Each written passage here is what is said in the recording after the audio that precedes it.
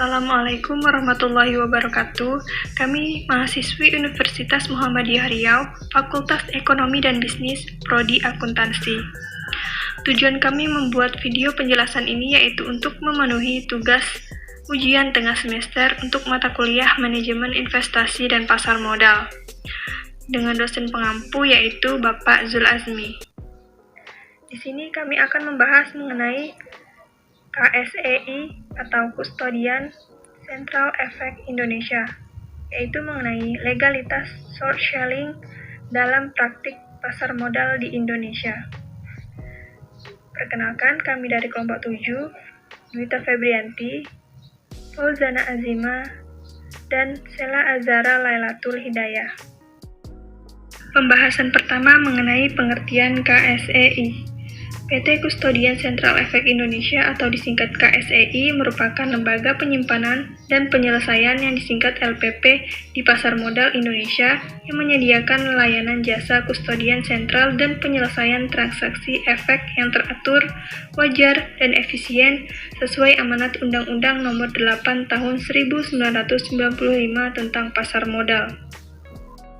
Selanjutnya, efisien market hypothesis.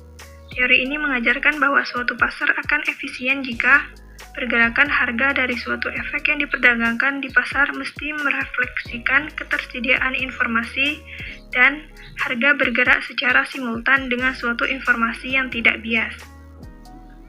Transaksi efek di pasar modal diatur dalam Peraturan Nomor 3A10, Lampiran Keputusan Ketua Bapepam Nomor Cap 42 PM 1997 tanggal 26 Desember 1997 mengenai Peraturan 310. Peraturan Bursa Efek Nomor 2A tanggal 27 Februari tahun 2009, Peraturan KPEI, serta Peraturan KSEI. Keterbukaan dalam pasar modal juga sangat penting, terutama keterbukaan terhadap fakta material yang merupakan persoalan inti dan jiwa dari pasar modal, karena setiap prinsip keterbukaan berfungsi untuk memelihara kepercayaan publik terhadap pasar. Alasan utama mengapa kewajiban disclosure diperlukan adalah agar pihak investor dapat melakukan suatu informed decision untuk membeli atau tidak membeli suatu efek. Hal ini disebabkan karena suatu informed decision akan merupakan suatu landasan bagi terbentuknya suatu harga pasar yang wajar. Dalam hal ini, suatu harga akan wajar apabila dapat merefleksikan nilai sebenarnya atau intrinsic value dari efek, di mana intrinsic value tersebut sangat tergantung kepada seberapa besar efisiensi tersedianya informasi tentang perusahaan yang bersangkutan. Transaksi perdagangan saham di bursa efek dapat dilakukan melalui 3 pasar, yaitu pasar reguler, pasar negosiasi, dan pasar tunai. Salah satu mekanisme transaksi perdagangan saham dikenal dengan nama short selling. Aktivitas pembelian saham yang umum dan sederhana adalah membeli di harga rendah dan kemudian menjualnya ketika harganya tinggi. Secara umum, kegiatan short sell dalam bahasa Indonesia disebut jual saham kosong. Ini merupakan kegiatan spekulasi yang dilakukan untuk memanfaatkan kecenderungan turunnya harga saham. Kegiatan mengambil untung dengan menjual pada harga tinggi dan membeli pada harga rendah tersebut disebut melakukan kegiatan transaksi short sell.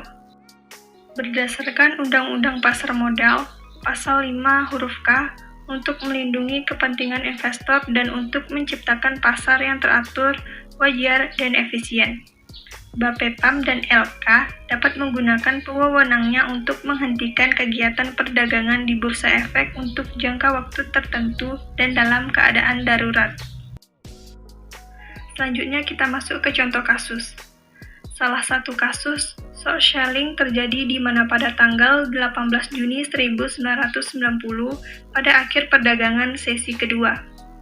Kosim yang merupakan kuasa anggota PT Nayaka Danatama menuliskan order beli di papan PT Inti Indorayon Utama yang baru mengadakan listing atau initial public offering dengan harga 1.100 per lembar saham. Kemudian masih dalam sesi yang sama, PT Nayaka Danatama menuliskan order jual untuk saham PT Inti Indorayon Utama dengan harga 600 per lembar saham. Penawaran tersebut langsung ditutup oleh PT Komindo Jaya Abadi, di mana harga perdana saham PT Inti Indorayon Utama adalah 987,5 per lembar saham. Penurunan harga perdana saham PT Inti Indorayon Utama sangat tajam, yaitu dari 1.100 menjadi 600 per lembar saham. Hal tersebut terjadi dalam jumlah perdagangan satu lot. Dari gambaran kasus tersebut, maka terlihat bahwa PT Nayaka Danatama melakukan suatu rekayasa terhadap harga saham PT Inti Indorayon Utama. PT Nayaka Danatama menghendaki jatuhnya harga saham PT Inti Indorayon Utama. Sekian video penjelasan dari kami mengenai legalitas short selling dalam praktik pasar modal di Indonesia. Terima kasih. Wassalamualaikum warahmatullahi wabarakatuh.